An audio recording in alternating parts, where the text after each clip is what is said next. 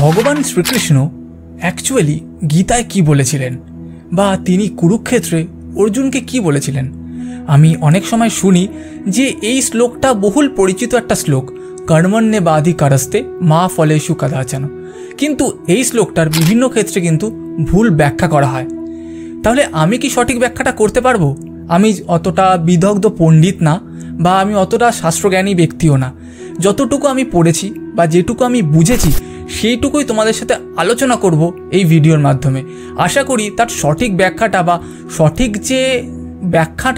বা সঠিক যে সারাংশ সেটাকে আমি তোমাদের সামনে উপস্থাপন করতে পারবো।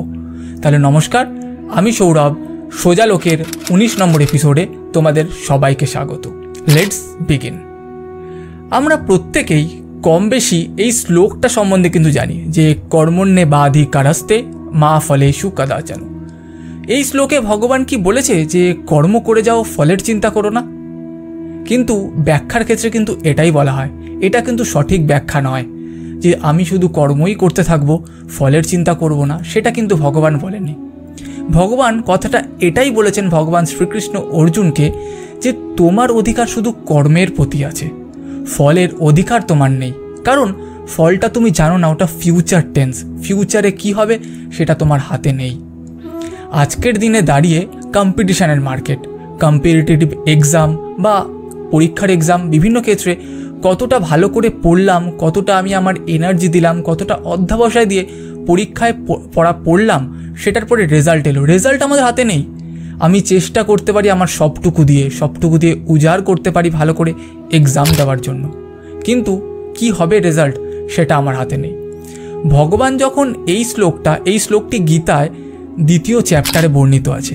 যখন ভগবান এই শ্লোকটি বলছিলেন সেক্ষেত্রে ভগবান অর্জুনকে বলেছিলেন যে কর্মযোগ জ্ঞানযোগ অপেক্ষা বেশি ভালো। তাহলে সেক্ষেত্রে জ্ঞানযোগ আর কর্মযোগের ক্ষেত্রে অর্জুন একটা জায়গায় এসছে, সে কিন্তু দুবিধায় পড়ে গেছিল যে আপনি যদি বলছেন জ্ঞানযোগেই সব কিছু আছে, তাহলে জ্ঞানযোগই কেন পালন করা হয় না, কেন কর্মযোগ করা হবে? কিন্তু যদি সঠিকভাবে দেখি, কর্মযোগ ছাড়া কিন্তু জ্ঞানযোগ লাভ করা সম্ভবই নয়। এই যে আমি ভিডিওটা করছি, এটা কিন্তু একটা কর্ম। তোমরা হয়তো ভিডিওটা দেখবে, সেটাও একটা কর্ম। যে কোনো আমি একটা ভিডিও দেখছি বা কিছু বই পড়ছি, সেখান থেকে যে শিখছি সেটাই কর্ম, তার দ্বারা জ্ঞান অর্জন হচ্ছে।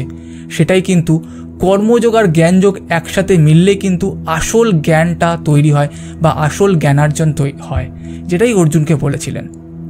তাহলে আসল ব্যাখ্যাটা বলতে কি বোঝাচ্ছে? জিনিসটা কি আমি একটু এদিক ওদিক হয়ে গেলাম কি? আমরা যদি দেখি যে সব জিনিসটা বিচার করার পর এটাই দাঁড়াচ্ছে যে আমাদের অধিকার কর্মের প্রতি আছে, ফল কি হবে সেটা আমরা জানি না।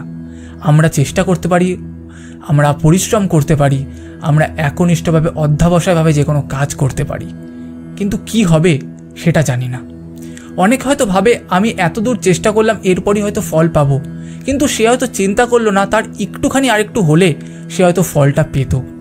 কিন্তু আমরা আসলে জানি না যে কতটা কর্ম করলে আমরা অ্যাকচুয়াল সাকসেস বা ফলটা পাবো, সেটা আমরা জানি না।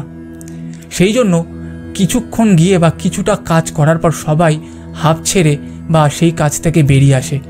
আর তখন তারা দোষ দেয় কাকে? তার ভাগ্যের দোষ দেয় বা স্টারের দোষ দেয়, কপালে নেই বলে সরে আসে। সেরকম ব্যাপার নয়। আমরা জানি না কতদূর পর্যন্ত আমাদের কার্যটা সম্পাদন করলে আমাদের আসল কর্মটা কমপ্লিট হবে আর আমরা সাকসেসটা পাবো। সেই জন্য সম্পূর্ণ কর্ম করে যাও, ফলের অধিকার তোমার নেই। বা ফলের চিন্তা করো, এইভাবে চিন্তা করো যে কাজটা তুমি করছো সেই কাজটাকে 100 না 200% আমাকে দিতে হবে, তাহলেই হয়তো আমি আসল সাকসেসটা পাবো। এমনও কিছু সাকসেস হয়তো পেয়ে যাবে যেটা হয়তো তুমি আশাও করনি। সেইভাবেই সফলতা আসে, আর সেইভাবে কঠোর পরিশ্রমের দ্বারাই কিন্তু সফলতা তৈরি হয়। ওই একটা কথা আছে না, হার এবং জিত জীবনের একটা অংশ মাত্র, আর আমরা সেই চেষ্টাটুকুই করতে পারি সব সময়ের জন্য, জীবনে এগোনোর জন্য, প্রতিটা পদের জন্য। ওই আরেকটা কথা আছে যে তুমি এখন বলতে পারো যে ভগবান আছে, কিভাবে প্রমাণ করতে পারি? না, ওই একটা কথা আছে না, বিশ্বাসে মিলায় বস্তু, তর্কে বহুদূর। আমিও প্রতিনিয়ত চেষ্টা করছি নতুন কিছু শেখার, নতুন কিছু তোমাদের কাছে উপস্থাপন করার, নতুনভাবে নিজেকে নতুন কিছু বলার। হতে পারে আমারও কোনো ভুল ত্রুটি থাকতে পারে, যদি থাকে কমেন্টে আমাকে জানিও, আমি পরের ভিডিওতে রেকটিফাই করব। আর কেমন লাগলো ভিডিওটা নিচে কমেন্টে তোমরা আমাকে জানিও। আশা করি তোমাদেরকে কিছুটা জিনিসটাকে বা এই ব্যাখ্যাটাকে সঠিকভাবে বোঝাতে পারলাম। দেখা হবে আবার নেক্সট ভিডিওতে নেক্সট কোনো টপিক নিয়ে। আজকে এই পর্যন্তই, ধন্যবাদ।